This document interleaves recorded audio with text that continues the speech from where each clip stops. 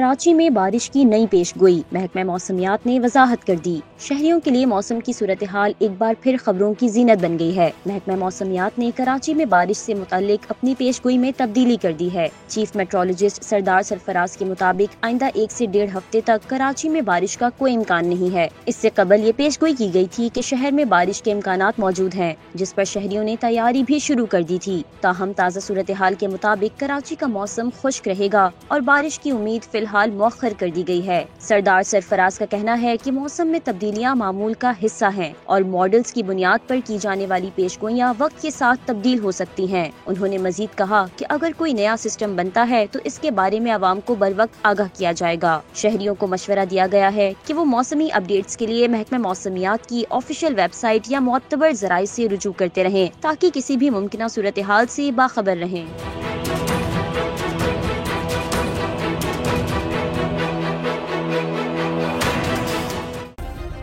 Subscribe करें और bell दबाएं ताकि कोई खबर रह न जाए।